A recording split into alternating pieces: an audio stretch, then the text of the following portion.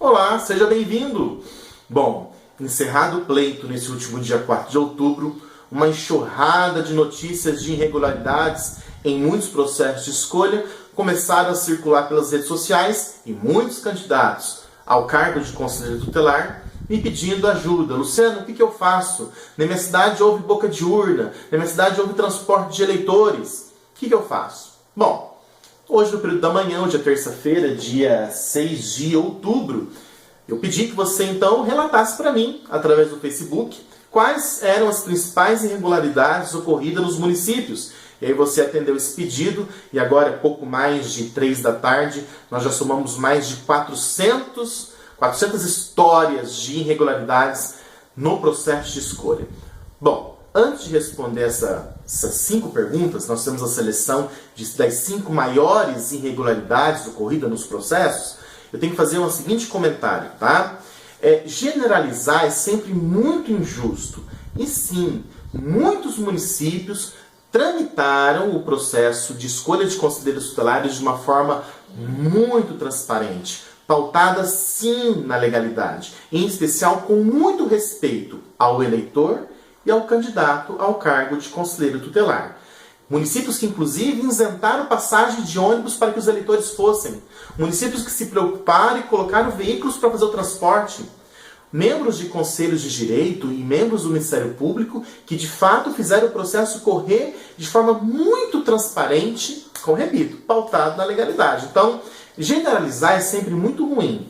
Porém, as notícias de irregularidades chegaram num grande volume. E como eu estava falando, eu selecionei aqui as 5 principais, sendo que as 2 primeiras impactam, não é? Que é a questão da boca de urna e do transporte de eleitores. Isso, pelo jeito, ocorreu aí em muitos municípios. E aí, candidatos ao cargo entraram em contato comigo. Luciano, o que eu faço? No meu município houve boca de urna escancarada, né? Os candidatos pedindo mesmo voto, ou pessoas pedindo pelos candidatos e também o transporte de eleitores. Bom, as 2 situações têm a mesma resposta, preste atenção.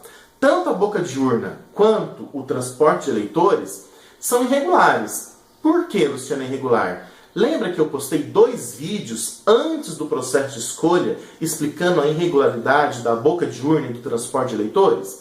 A resposta a esses 2 questionamentos é a mesma resposta. Lembre-se que o Estatuto não fala nada sobre boca de urna e transporte de eleitores. E que também nenhuma lei estadual deliberou sobre isso. E que talvez, é raro o município que colocou no edital ou na lei municipal a regra, né, da boca de urna, até que dia, até que hora podia fazer campanha, por exemplo, né? E como ficaria o transporte dos eleitores. Então, a maior parte absoluta dos municípios não disciplinaram essas questões nas leis municipais e nem nos editais. Quando há uma lacuna, você já sabe que há sempre aquele princípio da analogia. Quer dizer, em tese, o judiciário, né, o julgador, chegando lá um problema que necessita de julgamento, ele vai... Imagina o juiz, na prática, chegou lá a sua denúncia de transporte de eleitores e de boca de urna, tá? Chegou lá uma denúncia. Tanto o membro do Ministério Público, que é o primeiro a fiscalizar essa irregularidade, né? Mas, por exemplo, o judiciário, se tornou uma ação, o que ele vai fazer? Ele vai consultar o estatuto, vai lá olhar, bom, o estatuto não fala nada a respeito, não tem lei estadual falando sobre isso, nem a resolução 170 do CONANDA disciplinou essa questão. Em tese, né, ele vai lançar o olhar para uma legislação similar, que já disciplinou essa questão. E é fato que é a legislação eleitoral que proíbe boca de urna, é crime eleitoral, e que diz que o transporte de eleitores só pode ser feito por veículo oficial ou veículo cadastrado, não é? Então, Luciano, isso aconteceu aos montes no meu município. O que eu faço? Tá. A pergunta é a seguinte: você consegue provar isso? Lembra-se que é preciso provar, né? Não basta saber, tem que provar. Você conseguiu filmar essa questão? Você tem uma testemunha, né? Em especial uma filmagem, né, que consiga comprovar não só o transporte de eleitores, mas a boca de urna?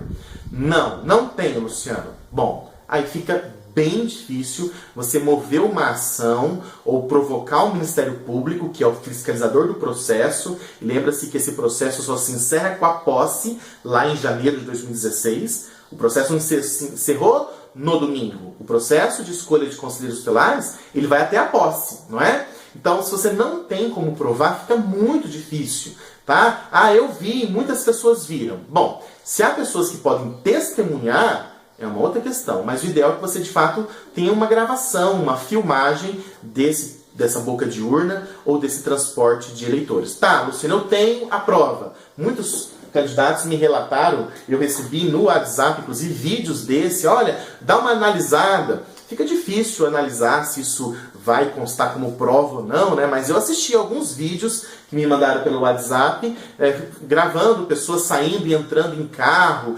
ônibus, van, né? Bom, você tem isso? Bom, o primeiro passo é você provocar o Ministério Público, que, lembre-se, o Estatuto da Criança e do Adolescente, a Lei Federal, diz que ele é o fiscalizador do processo. E o processo só se encerra com a posse lá em janeiro de 2016. Ah, Luciano, já fizemos isso e o promotor disse que não vai fazer nada, se isentou, né, não acatou. Bom, aí só existe uma saída. Entrar com uma ação judicial. Vai se tornar uma ação judicial que, como fruto, pode ter. Então preste atenção, Luciano. Entrei com o processo, o que vai acontecer? Vai cancelar o processo todo? Não, não é isso. Se você comprovar que o candidato X ou Y infringiu essas duas coisas aqui, da boca de urna e do transporte de eleitores, e o juiz, então, utilizando a analogia à legislação eleitoral, ele vai ser impedido de tomar posse lá em janeiro, né? E aí sobre o primeiro suplente, que talvez é você que está interessado nessa questão, e é justo isso, ok? Ninguém pode te condenar por isso. Pelo contrário, se a pessoa se elegeu, foi escolhida através de uma irregularidade, ela não merece tomar posse mesmo. E se eu sou o primeiro suplente, o sexto colocado, eu ia mover céus e terras para provar que aquela pessoa utilizou da ilegalidade para ser escolhida, como, por exemplo, boca de urna e transporte de eleitores.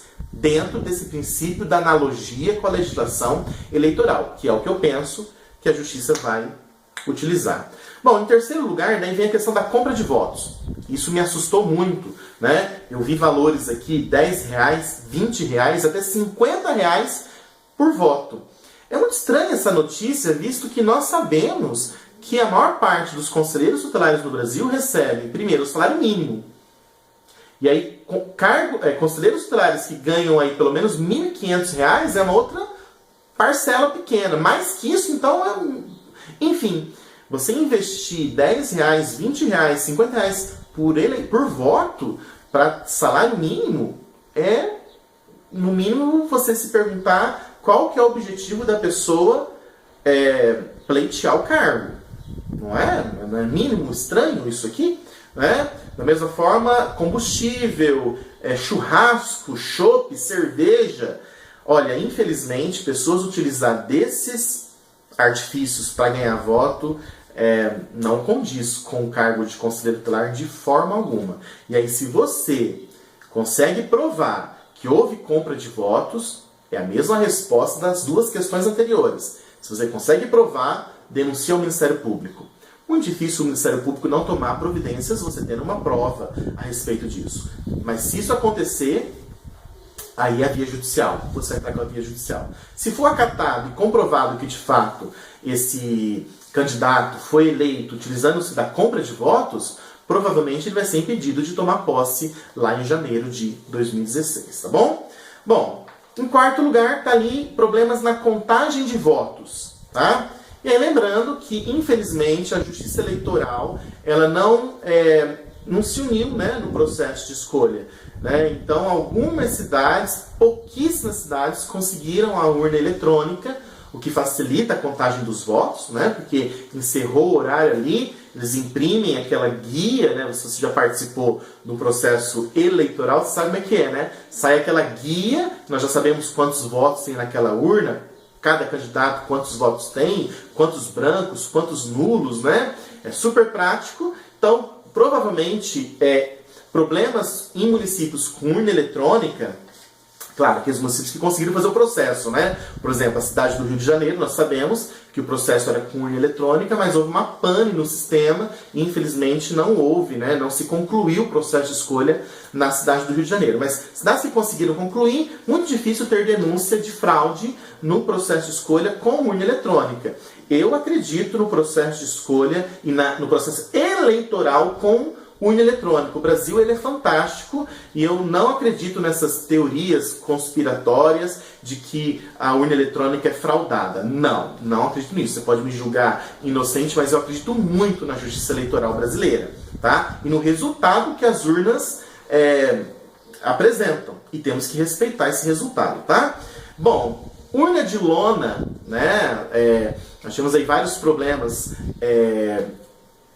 Cartórios eleitorais, né, que costumava o município, por exemplo, ter 20 urnas, aí liberaram 5, 6, isso é um problema, né? Então houve aí acúmulo de pessoas no mesmo local votando, municípios que nem acesso à urna de lona oficial tiveram, então a urna era de papel, de papelão. Bom, irregularidade na questão da contagem de votos, em especial na votação manual. Em especial nos casos, e aí é um caso específico, onde familiares ou amigos de candidatos faziam parte das pessoas que estavam fazendo a contagem dos votos. Olha, lembra-se que no Estado democrático de direito que vivemos, todo mundo é inocente até que se prove o contrário, não é? Então você tem que ter, de fato, uma comprovação, não é? A suspeita ela tem que ser comprovada, né, que houve manipulação, e aí talvez você possa entrar com pedido de recontagem dos votos. Mas para isso tem que apresentar uma comprovação muito palpável, algo muito, né, sério, para que seja definido, então, uma recontagem dos votos. A participação de familiares e amigos na contagem dos votos pode causar estranheza em muitos, mas eu sempre me recordo de municípios, como eu ando muitos municípios no Brasil, né, municípios pequenos de 5 mil habitantes, 10 mil habitantes, 20 mil habitantes, 50 mil habitantes. É muito comum que quem faz parte da comissão, né, do processo de escolha, que foi fiscal do processo, seja amigo ou até familiar de candidato. Cidade pequena isso acontece. Mas tá, Luciano, nós temos certeza que houve irregularidade. Provoca o Ministério Público, não havendo resposta, ação judicial, peça recontagem dos votos. E a última coisa, item 5 que nós separamos aqui, muitas perguntas iguais a essa. Coisas como essas relatadas aqui, Luciano: boca de urna, transporte de eleitores, compra de votos. Isso pode anular o processo de escolha? Dá para cancelar esse processo e fazer outro? Não. O que pode acontecer é a candidatura deste, né, ser cassada. Quer dizer, esse candidato que fez boca de urna, que transportou eleitores, que comprou votos, sendo comprovado, claro, ele pode ser impedido de tomar posse lá em janeiro de 2016. Então, para cancelar o processo de escolha, só se tivesse muitas irregularidades e aquilo de fato comprometesse a lisura de todo o processo. Municípios tinham aí 20, 30 candidatos, talvez a maioria fez a forma correta, não fez boca de urna, não fez transporte de eleitores, então já foram eleitos, e aí talvez um desses fez, não dá para daí anular todo o processo, porque talvez um desses, ou dois, ou alguns fizeram boca de urna. Então tem que conseguir comprovar isso, tá? Eu penso que buscar a justiça, buscar o que é justo, essa característica tem que estar presente no conselheiro tutelar. Então, toda vez que alguém entrou em contato comigo nessas últimas horas, desde segunda-feira, na verdade, desde ontem, hoje é dia 6 de outubro, desde ontem, Luciano, é injusto, Luciano, foi errado.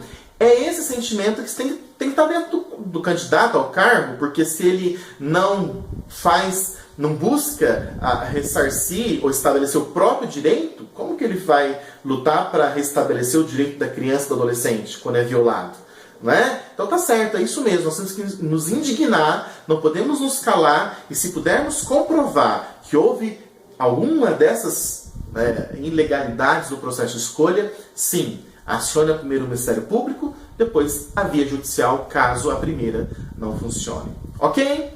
Bom, provavelmente nós vamos nos falar em outros vídeos, porque as coisas ainda estão chegando. Então, quero te convidar a se inscrever no nosso canal no YouTube, porque provavelmente nós vamos publicar mais alguns vídeos sobre o processo. Ok? Muito obrigado, até a próxima.